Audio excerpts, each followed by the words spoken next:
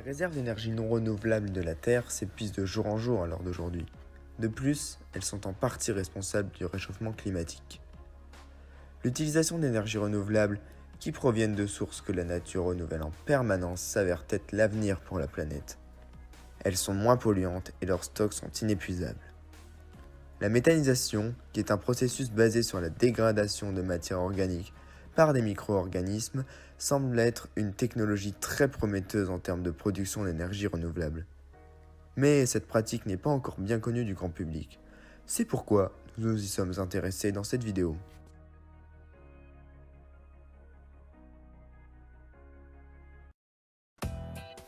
Pour en savoir plus, nous nous sommes rendus chez Benoît, un agriculteur marnais qui fait traiter ses déchets par voie de méthanisation. Pouvez-vous nous dire qu'est-ce que c'est la méthanisation ? Oui, bien évidemment. La méthanisation est un processus qui permet d'obtenir du biogaz à partir de la matière organique. On peut grâce à cela transformer les résidus de culture en énergie. Par exemple, je sais que la station de méthanisation de la commune permet d'alimenter en électricité ainsi qu'en chauffage un bon nombre de foyers. C'est donc un processus très innovant pour l'avenir car elle permet de créer de l'énergie renouvelable qui profite à tous. Quand vous dites que la méthanisation profite à tous, vous voulez dire qu'elle profite même à vous ? En effet, depuis que j'ai fait partie de ce projet, je n'ai plus de problème pour stocker mes déchets agricoles. Ils partent directement à la station de méthanisation. De plus, il y a un autre avantage. Je n'utilise plus d'engrais chimiques.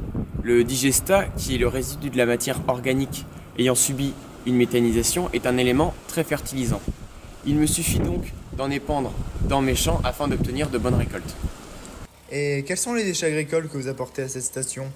Eh bien, j'utilise principalement le fumier de mes poulets, qui est une matière organique produisant beaucoup de biogaz.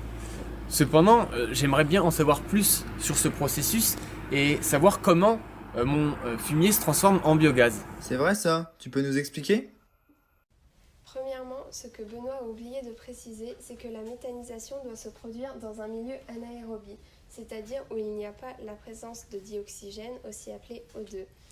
La matière doit aussi être humide et entre 35 et 55 degrés. Le processus biologique est réalisé suite à la succession de plusieurs actions bactériennes. L'hydrolyse, c'est le passage de grosses molécules ou matières organiques complexes en molécules plus petites ou matières organiques simples. Cette action a lieu grâce à l'intervention des bactéries hydrolytiques qui attaquent ces molécules. Elle ne peut pas se dérouler sans la présence des molécules d'H2O, ce qui explique pourquoi la matière organique doit être humide. Interviennent les bactéries fermentatives qui vont transformer les molécules dissoutes en produits intermédiaires tels que l'alcool, les acides organiques, les acides acétiques, le gaz carbonique et l'hydrogène. C'est l'acidogénèse. Durant l'acétogénèse, les bactéries acétogènes transforment les alcools et les acides organiques en ions acétate, hydrogène et gaz carbonique. Et c'est alors qu'interviennent les bactéries méthanogènes strictement anaérobies. Le dioxygène est comme un poison pour elles.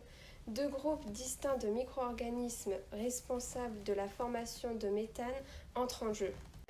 Les espèces dites hydrogénotrophes transforment à partir de l'hydrogène et du dioxyde de carbone du biogaz.